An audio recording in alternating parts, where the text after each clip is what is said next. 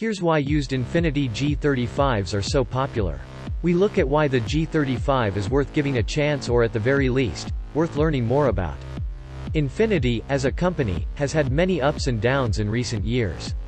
They've a history of making fantastic sport sedans and luxury coupes, but also, more currently, some mishits. Notably, though, the abundant G35 is increasingly popular nowadays. Interestingly enough, it's the younger car enthusiasts that are particularly captivated by the mid-2000s G35. Does this mean that good car tastes are actually in safe hands? Or is it just that the G35 has aged particularly well? Thus, it's Infiniti that deserves credit for its continued success.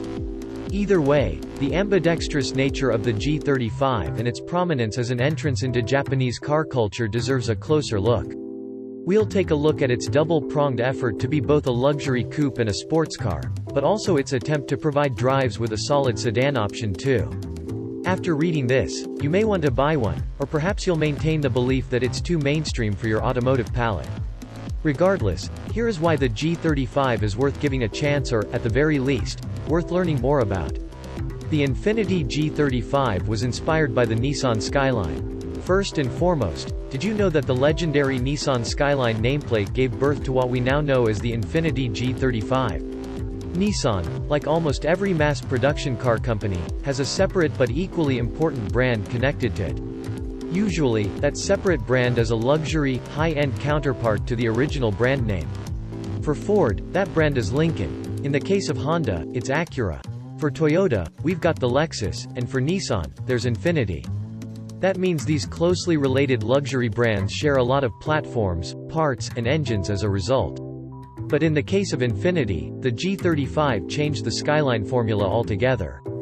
For one, they went with the VQ35DE V6 instead of the classic 2.6-liter inline-six and changed the overall look of the familiar Skyline into something more curvaceous. The transformation meant no more rounded circle taillights and no more mean GTR front clip. The GT35 was left with soft and unassuming edges, and like the other changes introduced, it only saw its range of potential buyers expand. Its 2003 debut offered both a full-size luxury sedan and a coupe with the same wheelbase, 112.2. Its styling can be traced directly back to the 2000 Infiniti XVL concept, which looks pretty much just like the G35 minus a few changes to the rear taillights. At the time, the G35 was the largest in its luxury sports sedan class, which included cars like the Lexus IS300, Audi A4, Mercedes-Benz C-Class, and BMW 3 Series. The coupe version of the G35 Coupe was offered with both a 5-speed automatic and 6-speed manual transmission from the get-go in 2003, while the sedan was limited to the 5-speed auto until 2004, when it also received the manual. The manual transmission, along with its reliable VQ Series 5.6 engine, are possibly the two most important parts of the G35 and can be directly credited for its long-lasting sex appeal.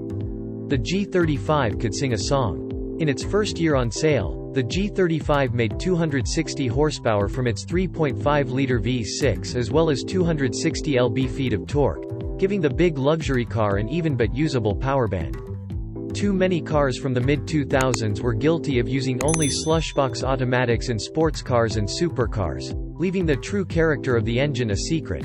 This wasn't the case for the G35, though. The engineers knew it would benefit from a manual transmission, and boy did that VQ love to sing. The high-pitched warble of the 3.5-liter V6 is instantly recognizable when it leaves your local grocery store at full throttle. And sure, usually part of the bumper is hanging off, and your ears start to hurt after, but it's certainly memorable. Even stock examples with no aftermarket exhaust utter a little of that VQ flair from time to time and show the car's real personality. Recognizable isn't the only word to describe the VQ's shriek, however. How about manic, intense, and glorious instead? Especially when you have the 6-speed manual, the V6 loves to be revved. Just a few years later, the VQ35DE was making 298 horsepower, a solid 38 more than its debut model.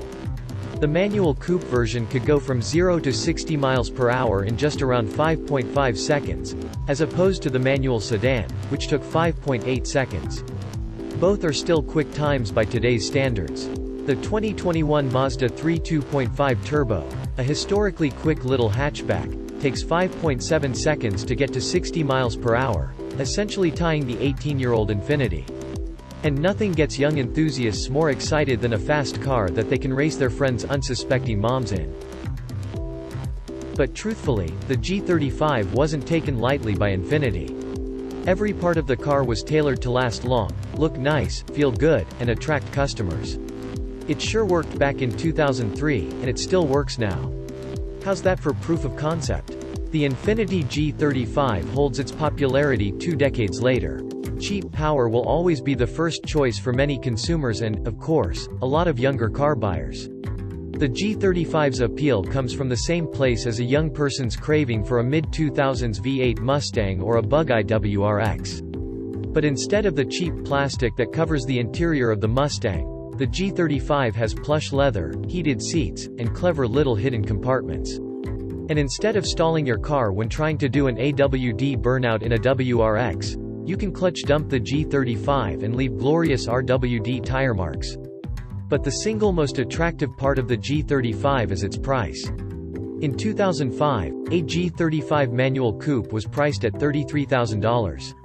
But now you can pick up a 100,000-mile example for $5,000 to $7,000, landing perfectly in first car territory. Modifying a G35 isn't too pricey either. A cold air intake, LED headlights, and a decent exhaust couldn't cost you more than $2,000 if you shop correctly. When people go window shopping on Craigslist or eBay, they usually aren't looking for something comfortable and reliable. Instead, they want to find a pile of crap that they can modify and have fun with on weekends. But the G35 is a true luxury car that is priced conveniently at pile of crap levels, meaning you can strap on a loud exhaust, lower it, and customize it, all while listening to a good sound system and gripping a slick leather steering wheel.